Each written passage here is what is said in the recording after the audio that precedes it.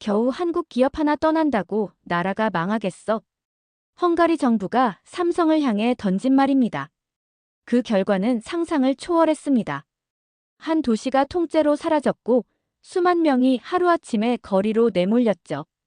더 충격적인 건 이 모든 것이 누군가의 치밀한 계획이었다는 사실입니다. 과연 누가, 왜 이런 일을 벌인 걸까요? 헝가리의 오만함이 가져온 참혹한 대가. 지금부터 그 진실을 공개합니다. 안녕하세요. 저는 마르틴 바로시입니다. 저는 그 회의실에서 일어난 일을 평생 잊을 수 없습니다. 2024년 가을, 헝가리 재무부 회의실이었죠. 저는 마르틴 바로시 차관으로서 그 자리에 앉아 있었습니다. 회의 주제는 삼성에 대한 세금 인상이었어요. 테이블 중앙에는 두꺼운 서류 뭉치가 놓여 있었습니다.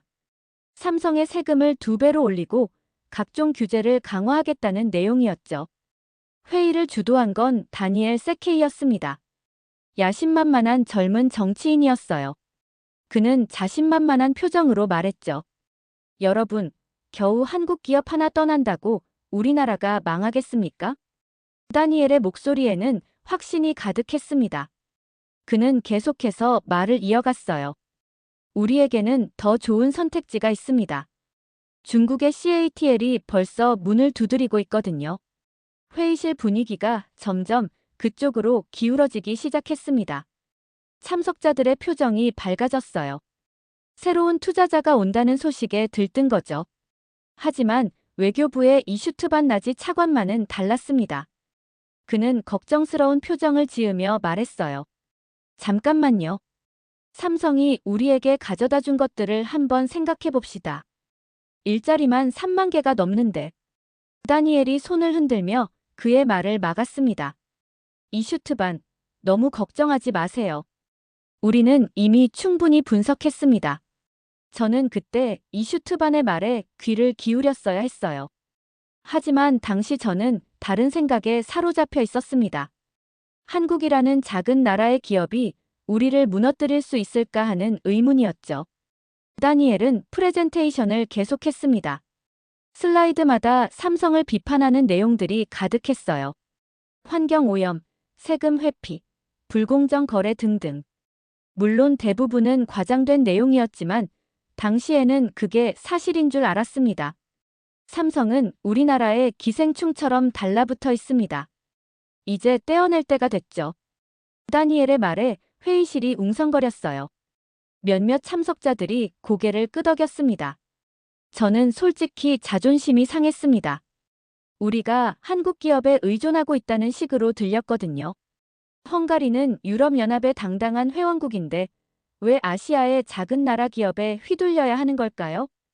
이슈트반이 다시 한번 목소리를 높였어요. 여러분, 신중하게 생각해 봅시다. 삼성이 떠나면 어떻게 될까요? 그곳 사람들의 생계는 누가 책임질 건가요? 하지만 그의 목소리는 회의실의 열기에 묻혀버렸습니다. 다들 중국 투자에 대한 이야기에만 관심이 있었거든요. 다니엘이 마지막으로 말했습니다. 우리는 더 이상 남의 나라 기업에 의존하지 않을 겁니다. 헝가리의 주권을 되찾는 거예요. 그 말에 박수가 터져 나왔어요. 저도 모르게 손뼉을 쳤습니다. 당시에는 정말 그런 줄 알았거든요. 우리가 독립적인 선택을 하고 있다고 믿었어요. 회의가 끝날 무렵 투표가 진행됐습니다. 삼성에 대한 세금 인상과 규제 강화에 찬성하느냐는 거였죠. 저는 잠시 망설였습니다. 이슈트반의 걱정스러운 표정이 머릿속에 맴돌았거든요. 하지만 결국 찬성표를 던졌어요. 다른 모든 사람들과 마찬가지로 말입니다. 그때만 해도 몰랐습니다. 이것이 헝가리 역사상 가장 큰 실수 중 하나가 될 줄은요. 투표 결과가 발표됐을 때 저는 안도감을 느꼈습니다. 만장일치였거든요. 심지어 이슈트반마저 마지막에는 찬성표를 던졌어요. 저는 이것이 올바른 선택이라는 확신을 가졌습니다. 다니엘이 승리의 미소를 지으며 말했죠.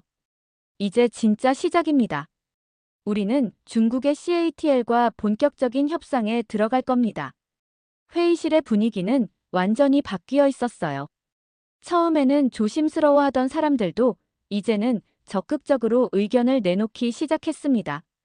삼성을 너무 오랫동안 특혜를 줬어요. 이제는 우리가 주도권을 잡을 때죠. 중국 기업이라면 훨씬 더 많은 투자를 가져올 거예요. 저는 이런 분위기에 완전히 휩쓸렸습니다.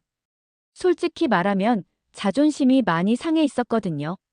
한국이라는 작은 나라의 기업이 우리를 좌지우지한다는 생각이 견딜 수 없었어요. 다니엘은 회의 후에도 저를 따로 불러냈습니다. 그의 사무실에서 커피를 마시며 이야기를 나눴죠. 마르틴, 당신의 결정을 환영합니다. 이제 우리는 같은 편이에요. 그때 다니엘이 보여준 자료들이 있었어요. 중국 CATL과의 예비 협상 결과였습니다. 투자 규모가 삼성보다 훨씬 컸거든요. 보세요. 이게 바로 우리가 원하던 거 아닙니까? 더 많은 일자리, 더 많은 세수입. 그런데 왜 작은 한국 기업에 매달려야 하죠? 저는 그 말에 완전히 설득당했어요. 숫자로만 보면 정말 더 나은 조건이었거든요. 하지만 지금 생각해보면 그때 다니엘이 보여준 자료들이 얼마나 신뢰할 만한 것이었는지 의문이 듭니다.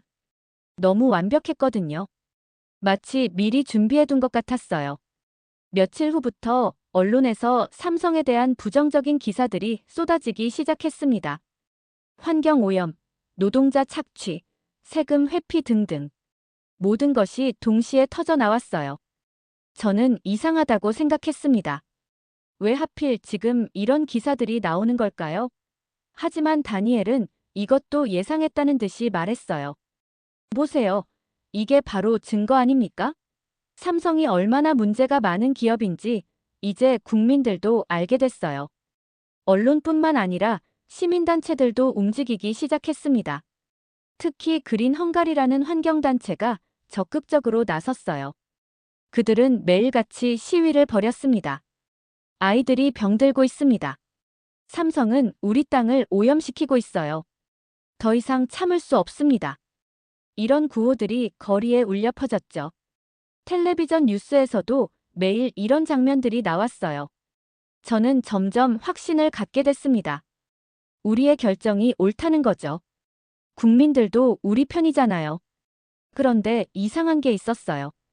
시위대의 구호가 너무 체계적이었거든요. 마치 누군가 미리 준비해둔 것 같았습니다. 그리고 시위 참가자들도 대부분 젊은 사람들이었어요. 이슈트반이 어느 날 저를 찾아왔습니다. 그는 걱정스러운 표정을 짓고 있었어요. 마르틴, 뭔가 이상하지 않나요? 이 모든 게 너무 동시에 일어나고 있어요. 하지만 저는 그의 말을 무시했습니다. 이미 결정을 내린 마당에 뒤돌아볼 생각이 없었거든요. 이슈트반, 당신도 찬성표를 던지지 않았습니까? 이제 와서 왜 그런 말을 하죠? 그는 고개를 저으며 말했어요. 저는 압박에 못 이겨서 그랬어요. 하지만 지금도 이 결정이 잘못됐다고 생각합니다. 저는 그의 말이 이해되지 않았어요. 모든 것이 우리에게 유리하게 돌아가고 있는데 왜 걱정을 하는 걸까요? 다니엘은 더욱 적극적으로 여론 조작에 나섰습니다. 그는 언론 인터뷰에서 말했죠. 삼성은 우리나라의 기생충처럼 달라붙어 있었습니다. 이제 떼어낼 때가 됐어요. 그리고 중국 CATL에 대해서는 극찬을 아끼지 않았어요. 중국은 미래의 파트너입니다. 그들과 함께라면 헝가리가 유럽의 전기차 허브가 될 수 있어요. 저는 이런 다니엘의 모습을 보며 존경심을 느꼈습니다.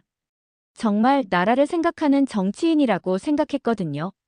하지만 지금 돌이켜보면 그때의 저는 너무 순진했어요. 다니엘의 진짜 의도를 전혀 파악하지 못했습니다. 삼성 측에서 연락이 왔을 때 저는 예상하고 있었습니다. 당연히 그들이 우리를 만나려 할 거라고 생각했거든요. 하지만 박지훈 상무가 들고 온 자료를 보고는 조금 당황했어요. 그는 조용한 목소리로 말을 시작했습니다. 차관님, 이 자료 한번 보시겠습니까? 박지훈 상무가 내민 서류 뭉치는 생각보다 두꺼웠어요. 저는 겉표지를 넘기며 내용을 훑어봤습니다. 첫 페이지에는 삼성이 헝가리에 낸 세금 내역이 정리되어 있었어요. 2019년부터 2024년까지 연도별로 상세하게 기록되어 있었습니다. 금액을 보고 저는 조금 놀랐어요. 생각보다 훨씬 많았거든요. 우리가 5년간 낸 세금이 총 8억 유로입니다. 헝가리 정부 전체 세수입의 약 3%에 해당하죠. 박지훈 상무의 말에 저는 별로 감동받지 않았어요. 숫자가 크긴 하지만 그렇다고 우리가 삼성에 의존해야 한다는 뜻은 아니잖아요. 두 번째 섹션은 고용 현황이었습니다. 직접 고용 인원이 2만 8천 명, 간접 고용까지 합치면 5만 명이 넘는다고 했어요. 차관님, 이 사람들이 모두 괴드시와 주변 지역에 살고 있습니다. 그들의 가족까지 생각하면. 저는 그의 말을 손짓으로 막았습니다. 상무님, 우리도 이런 상황은 충분히 고려했습니다. 하지만 더 좋은 대안이 있다면 당연히 그쪽을 선택해야죠. 박지훈 상무는 잠시 말을 멈췄어요. 그리고 세 번째 섹션을 가리키며 말했습니다. 그럼 이것도 보시죠. 우리의 교육기업 분야입니다. 그곳에는 삼성이 설립한 기술학교, 장학금 프로그램, 연구개발센터 등이 나열되어 있었어요. 매년 1천만 유로씩 투자하고 있다고 했습니다. 우리는 단순히 공장만 운영하는 게 아닙니다. 헝가리의 미래 인재를 키우고 있어요. 저는 서류를 덮으며 말했어요. 상무님, 이 모든 것들이 의미 있다는 걸 부정하지는 않습니다. 하지만 우리에게는 선택권이 있어요. 박지훈 상무의 표정이 조금 굳어졌습니다. 그는 마지막 카드를 꺼내 들었어요. 차관님, 마지막으로 하나만 더 보여드릴게요. 그가 꺼낸 건 헝가리 내 다른 외국 기업들의 현황이었습니다. 독일의 아우디, 벤츠, BMW 등등. 그들의 세금 납부액과 삼성을 비교한 표였어요. 보시다시피 우리는 다른 어떤 외국 기업보다 많은 세금을 내고 있습니다. 그런데 왜 우리만 타겟이 되는 건가요? 저는 그 자료를 보고 조금 당황했어요. 정말로 삼성이 가장 많은 세금을 내고 있었거든요. 하지만 이미 결정을 내린 마당에 이런 걸로 흔들릴 수는 없었어요. 상무님, 세금 문제만이 전부가 아닙니다. 환경 문제, 노동 문제도 있잖아요. 박지훈 상무가 깊은 한숨을 쉬었어요. 차관님, 정말로 우리를 잃을 준비가 되어 있습니까? 이 모든 것을 포기할 각오가 되어 있다는 말씀인가요? 그의 목소리에는 간절함이 묻어났어요. 하지만 저는 이것을 허세라고 판단했습니다. 삼성 같은 큰 기업이 설마 헝가리를 떠날까요? 그들도 많은 투자를 했는데 그냥 포기할 리가 없잖아요. 상무님, 너무 감정적으로 접근하지 마세요. 우리는 비즈니스를 하는 거예요. 박지훈 상무는 서류를 다시 가방에 넣으며 말했어요. 차관님, 우리는 30년간 한국에서 사업을 해왔습니다. 정부가 우리를 내쫓으려 하면 어떻게 해야 하는지 잘 알고 있어요. 그 말이 조금 위협적으로 들렸어요. 저는 목소리를 높였습니다. 상무님, 그게 협박인가요? 아닙니다. 사실을 말씀드리는 거예요. 우리는 환영받지 못한다면 떠날 수 있습니다. 그게 우리의 원칙이거든요. 회의가 끝나고 박지훈 상무가 나간 후 저는 혼자 생각에 잠겼어요. 그가 보여준 자료들이 머릿속에 맴돌았습니다. 하지만 곧 다니엘의 말이 떠올랐어요. 중국 CATL이 가져다줄 더 큰 투자, 더 많은 일자리, 그리고 무엇보다 우리의 자존심을 지키는 일이었죠. 저는 박지훈 상무의 경고를 무시하기로 결정했습니다. 그냥 협상용 블러핑이라고 생각했거든요. 설마 정말로 떠날까요? 그때만 해도 몰랐습니다. 그가 진심이었다는 걸요. 박지훈 상무와의 회의 다음 날 언론에 큰 뉴스가 터졌습니다.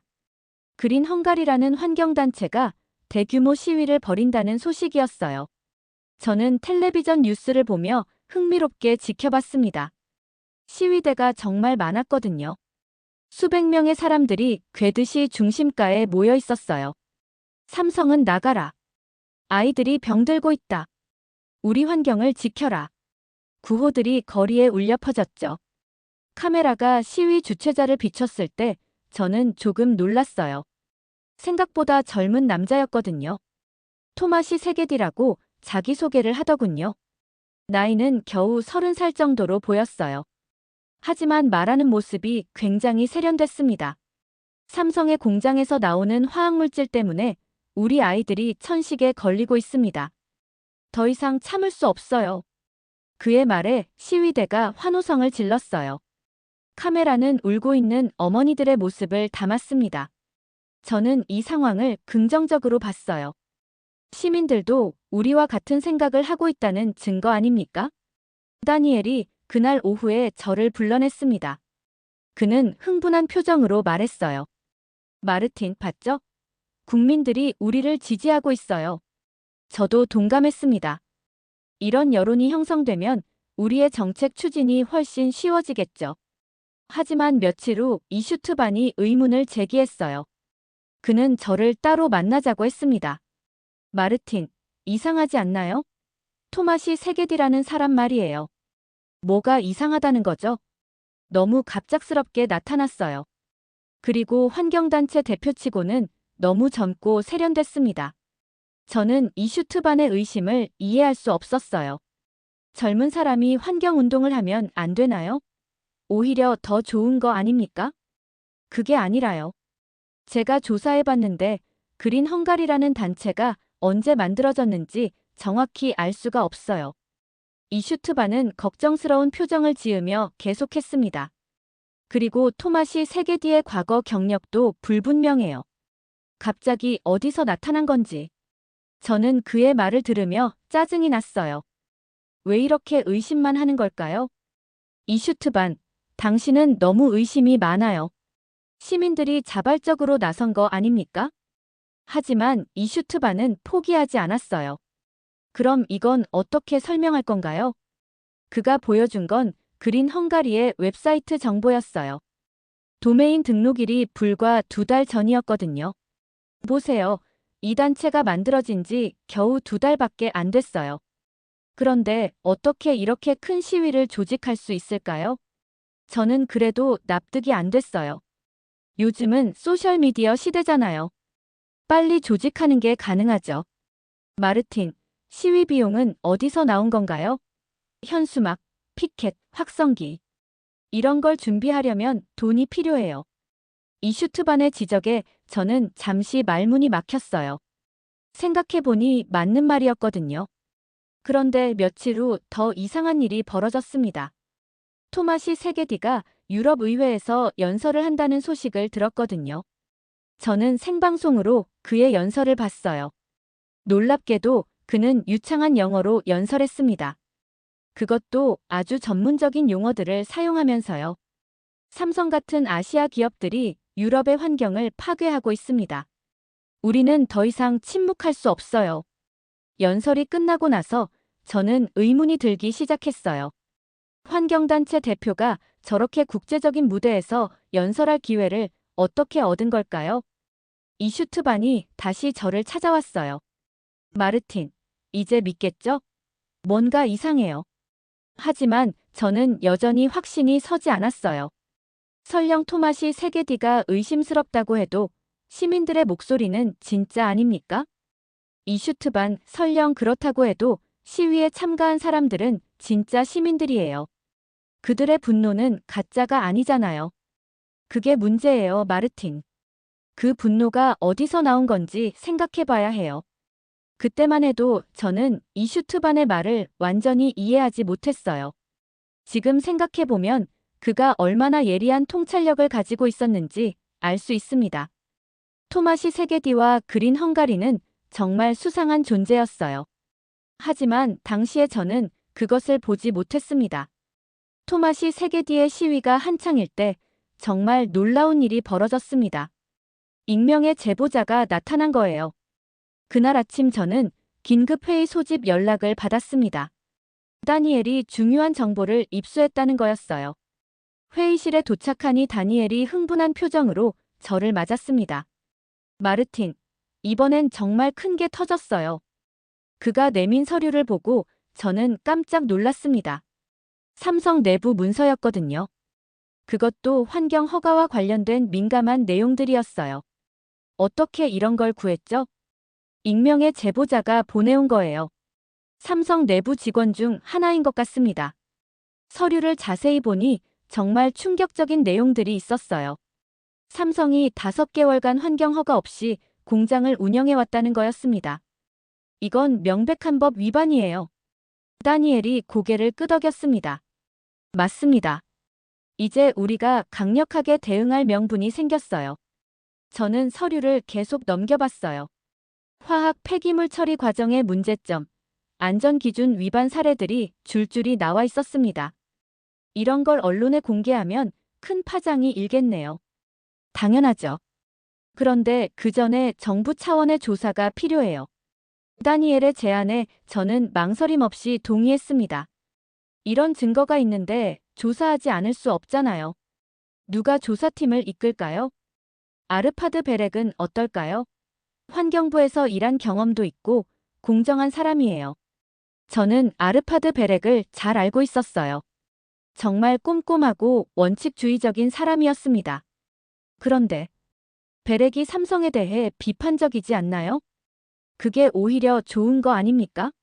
편견 없이 조사할 수 있을 테니까요. 다니엘의 말에 일리가 있었어요. 하지만 지금 생각해보면 그것도 계획의 일부였을 수 있습니다. 며칠 후 조사팀이 구성됐어요. 아르파드 베렉을 팀장으로 해서 10명의 전문가들이 투입됐습니다. 첫 번째 조사 결과가 나왔을 때 저는 정말 놀랐어요. 제보 내용이 대부분 사실이었거든요. 아르파드 베렉이 브리핑에서 말했습니다. 삼성은 실제로 환경 허가를 받지 않은 상태에서 5개월간 운영했습니다. 이는 명백한 법 위반이에요. 그런데 이상한 게 있었어요. 다른 외국 기업들도 비슷한 문제가 있을 텐데 왜 삼성만 조사하는 거죠? 저는 아르파드에게 물어봤어요. 베렉, 다른 기업들은 어떤가요? 아우디나 벤츠도 조사해봤나요? 아직 거기까지는 손이 안 닿았어요. 일단 삼성부터 철저히 조사하고 있습니다. 그의 대답에 뭔가 찜찜함을 느꼈어요. 하지만 일단 법 위반이 확실한데 뭐라 할 수 없었죠. 언론에서는 이 소식을 대서특필했습니다. 매일같이 삼성 관련 기사가 일면을 장식했어요. 삼성, 불법 운영 적발. 환경 파괴의 주범은 삼성. 정부, 삼성의 강력 대응 기로. 여론도 완전히 삼성 쪽으로 돌아섰어요. 토마시 세게디의 시위는 더욱 거세졌습니다. 하지만 며칠 후 이슈트반이 또 다른 의문을 제기했어요. 마르틴, 이 익명 제보자가 누군지 궁금하지 않나요? 물론 궁금하죠. 하지만 익명이니까 알 수 없는 거 아닙니까? 그런데 이상해요. 제보 내용이 너무 완벽해요. 마치 전문가가 준비한 것 같다고요. 이슈트반의 말에 저도 생각해봤어요. 정말로 내부 직원이 이런 완벽한 자료를 준비할 수 있을까요? 그리고 타이밍도 이상해요. 왜 하필 지금 이런 제보가 나온 걸까요?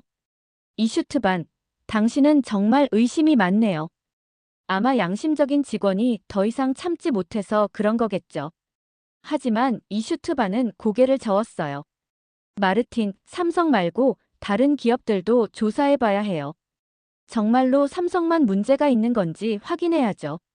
저는 그의 제안을 무시했습니다. 이미 삼성의 문제가 명확하게 드러났는데 왜 다른 곳까지 건드려야 하죠? 이슈트반, 우리는 법 위반 사실을 발견했어요. 당연히 조치를 취해야죠. 며칠 후 아르파드 베렉이 추가 조사 결과를 발표했어요. 이번에는 더욱 심각한 내용이었습니다. 삼성이 지하수를 오염시켰을 가능성이 높습니다.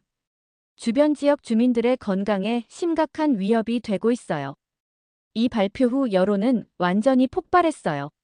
시민들의 분노가 하늘을 찔렀습니다. 저는 이제 확신했어요. 우리의 결정이 옳다는 거죠. 이런 문제 기업을 더 이상 두고 볼 수는 없잖아요. 하지만 지금 생각해보면 그 모든 것이 너무 완벽하게 짜여진 각본이었어요.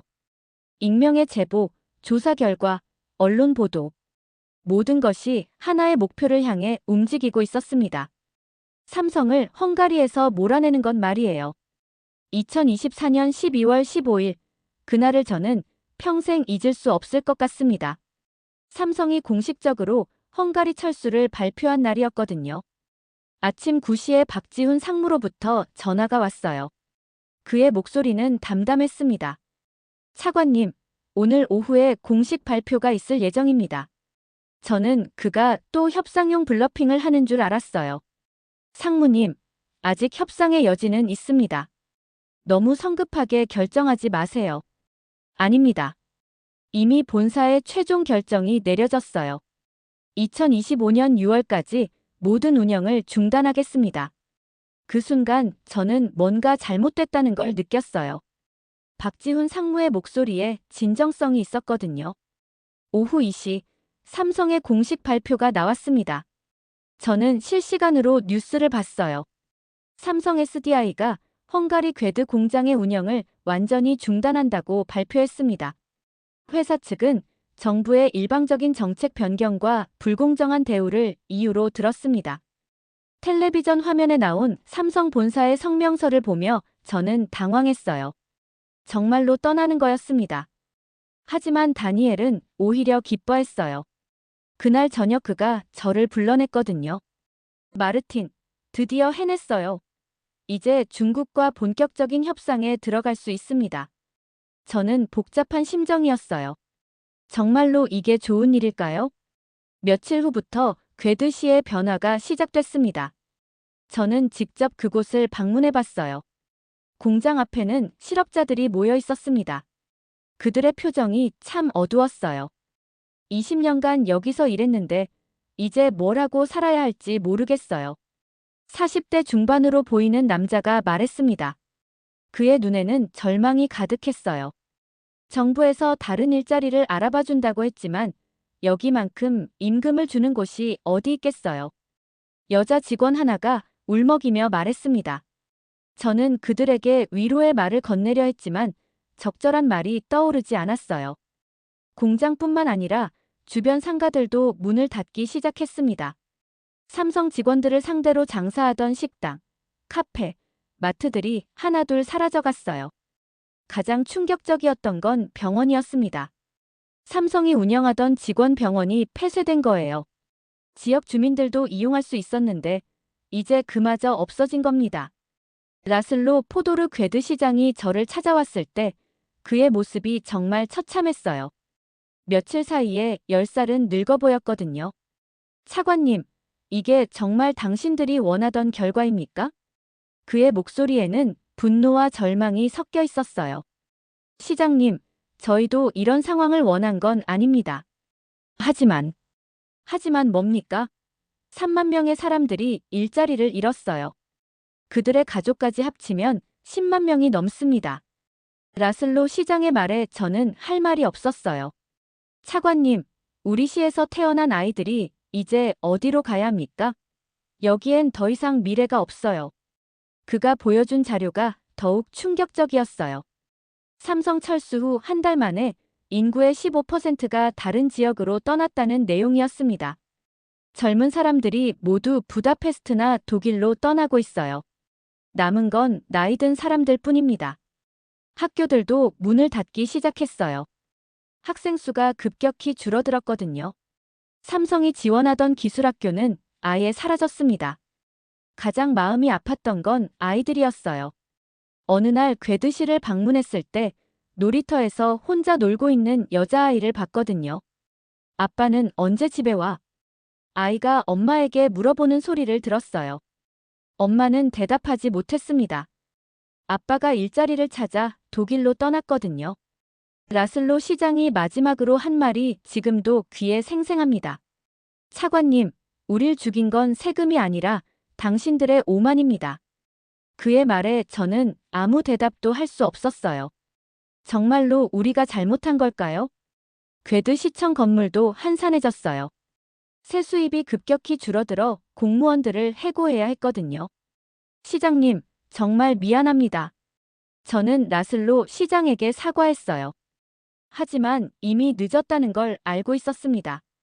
그날 저녁 호텔로 돌아가는 길에 본 괴드 시의 모습이 잊혀지지 않아요.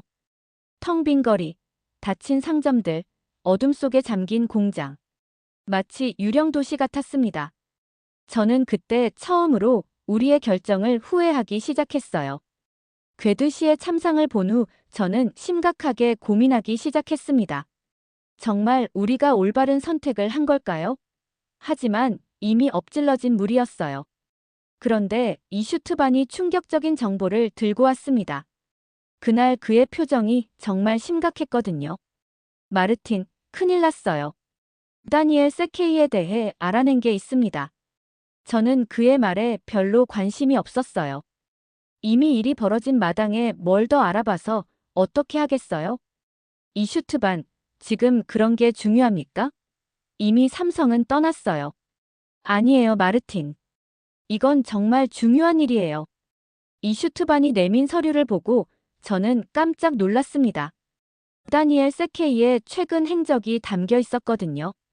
이것 좀 보세요. 다니엘이 지난 3개월간 베이징을 4번이나 방문했어요. 저는 서류를 자세히 봤어요. 정말로 중국 출입국 기록이 있었습니다. 공무로 갔을 수도 있잖아요. 공무가 아니에요. 모두 개인 자격으로 갔습니다. 그것도 정부에 보고도 하지 않고요. 이슈트반이 다음 페이지를 넘기며 말했어요. 더 심각한 건 이거예요. 다니엘이 중국 CATL의 임원들과 비밀 미팅을 가졌다는 정보가 있어요. 사진까지 있었어요. 다니엘이 중국인들과 함께 식사하는 모습이었습니다. 이건 언제 찍힌 거죠? 2달 전이에요. 우리가 삼성에 대한 정책을 논의하기 1달 전입니다. 저는 점점 불안해졌어요. 설마 다니엘이 미리 계획을 세워둔 건 아니겠죠? 더 있어요. 이슈트반이 보여준 다음 자료는 더욱 충격적이었습니다. 그린 헝가리의 자금 출처에 관한 조사 결과였어요. 토마시 세게디의 그린 헝가리에 자금을 댄 곳이 중국계 투자회사예요. 뭐라고요? 베이징에 본사를 둔 그린테크 인베스트먼트라는 회사입니다. 겉으로는 환경 투자 회사지만 실제로는 중국 정부와 밀접한 관계가 있어요. 저는 이 모든 것이 믿어지지 않았어요.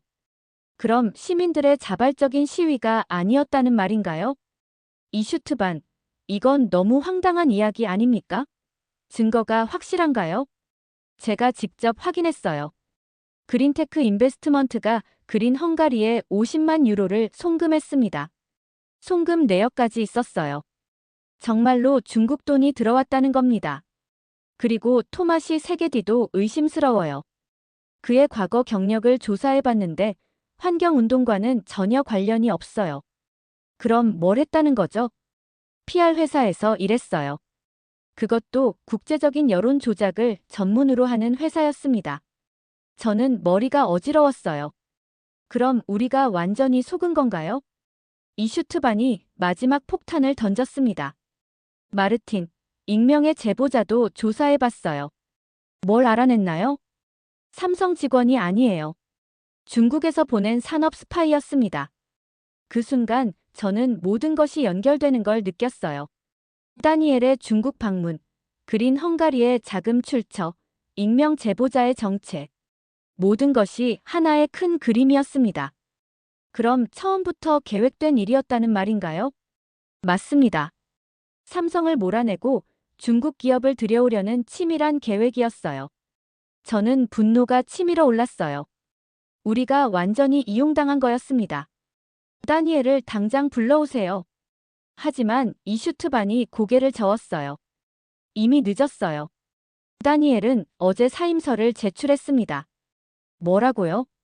중국의 한 컨설팅 회사로 이직한다고 하더군요. 연봉이 지금의 5배라고 합니다. 그 순간 저는 모든 것을 이해했어요. 다니엘은 처음부터 중국의 앞잡이였던 겁니다. 그리고 우리는 그의 손바닥 위에서 춤을 춘 거였어요. 마르틴, 이제 어떻게 할 건가요? 이슈트반의 질문에 저는 대답할 수 없었어요. 이미 삼성은 떠났고 괴드시는 무너졌습니다. 돌이킬 수 없는 일이 벌어진 거예요. 그날 밤 저는 잠을 이룰 수 없었습니다. 우리가 얼마나 순진했는지, 얼마나 쉽게 속았는지 생각하니 화가 났어요. 하지만 가장 화가 났던 건 저 자신이었습니다. 왜 이슈트반의 경고를 무시했을까요? 왜 다니엘의 말만 믿었을까요? 이제야 깨달았지만 이미 너무 늦었어요. 2025년 3월, 저는 모든 공직에서 물러났습니다. 더 이상 정부에 있을 면목이 없었거든요.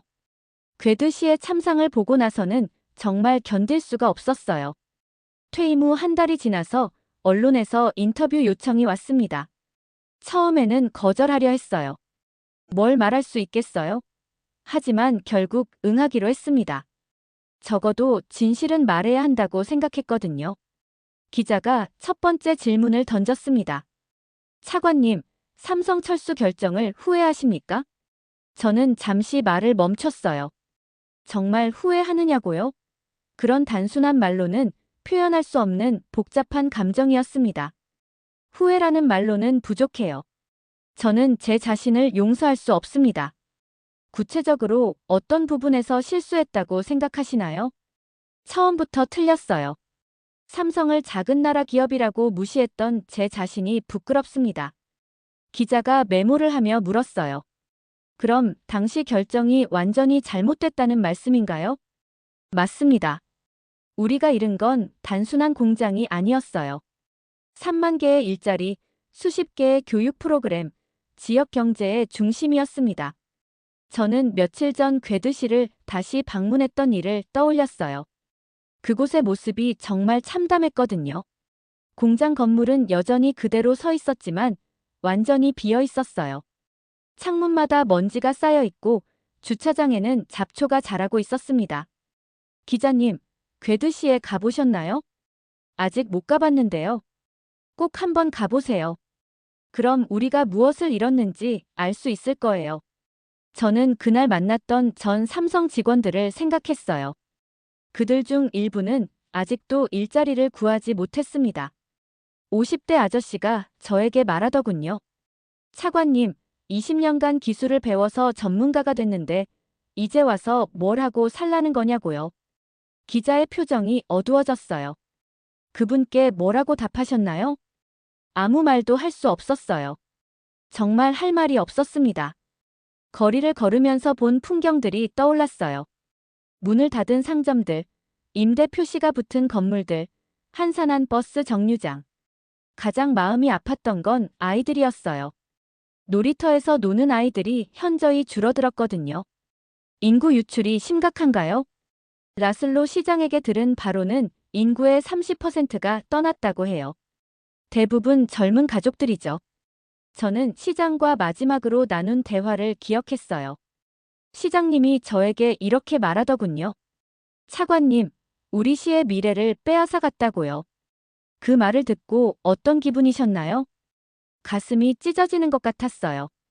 정말로 우리가 그들의 미래를 빼앗은 거거든요. 병원도 큰 타격을 받았어요. 삼성이 지원하던 의료진들이 대부분 떠났습니다. 응급실 의사가 부족해서 심각한 환자가 생기면 부다페스트까지 가야 해요. 이 시간이나 걸리는 거리를 말이죠. 기자가 고개를 저었어요. 정말 심각한 문제네요. 그뿐만 아니에요. 삼성이 운영하던 기술학교도 문을 닫았어요. 그곳에서 배출된 기술자들이 헝가리 전체 산업에 기여했는데 저는 그 학교를 방문했을 때의 기억이 생생해요. 빈 교실, 먼지 쌓인 실습 장비, 쓸쓸한 복도. 20년간 5천 명의 기술자를 배출했던 곳이에요. 이제는 그냥 빈 건물일 뿐입니다. 기자가 핵심적인 질문을 던졌습니다. 차관님, 중국 CATL의 투자는 어떻게 됐나요? 저는 쓴웃음을 지었어요. 이게 가장 아픈 부분이었거든요. 약속했던 투자는 이루어지지 않았습니다. 계약 조건을 계속 바꿔가면서 협상만 질질 끌고 있어요. 구체적으로 어떤 문제가 있나요? 처음에는 5억 유로 투자한다고 했는데 이제는 2억 유로로 줄였어요. 그것도 5년에 걸쳐서 점진적으로 투자하겠다는 겁니다. 실제로 중국 측은 온갖 핑계를 대며 투자를 미루고 있었어요. 유럽 시장 상황이 어렵다. 헝가리 정부의 지원이 부족하다. 환경 규제가 까다롭다 등등. 그럼 결국 삼성만 잃고 아무것도 얻지 못한 셈인가요? 맞습니다. 완전히 속은 거죠. 저는 다니엘 세케이의 배신을 생각하며 분노가 치밀었어요. 더 화가 나는 건 우리를 속인 사람들이 아무런 처벌도 받지 않는다는 거예요. 다니엘 세케이 말씀인가요? 그 사람은 지금 베이징에서 편안하게 살고 있어요. 중국 회사에서 고액 연봉을 받으면서 말이죠. 그날 이슈트반에게 들은 소식으로는 다니엘이 중국에서 헝가리 전문가로 활동하고 있다고 했어요. 다른 유럽 국가들에서도 비슷한 일을 벌이고 있다는 소문이 있었습니다. 토마시 세게디는 어떻게 됐나요? 그 사람도 사라졌어요. 그린 헝가리라는 단체도 해체됐고요. 정말 교묘한 수법이었어요. 목적을 달성하고 나서는 모든 흔적을 지워버린 거죠. 기자가 마지막 질문을 했습니다. 차관님, 다른 나라들에게 해주고 싶은 말이 있나요? 저는 잠시 생각했어요. 정말 중요한 질문이었거든요. 외국 기업을 함부로 대하지 마세요. 특히 아시아 기업들을 무시하지 마시고요. 구체적인 이유가 있나요? 우리는 삼성을 작은 나라의 기업이라고 무시했어요. 하지만 그들은 세계적인 기업이었습니다. 우리보다 훨씬 많은 선택권을 가지고 있었어요. 저는 박지훈 상무가 마지막에 했던 말을 떠올렸어요. 삼성 상무가 저에게 경고했었어요. 환영받지 못한다면 떠날 수 있습니다라고요. 저는 그게 허세라고 생각했죠. 실제로는 진짜였군요. 맞습니다.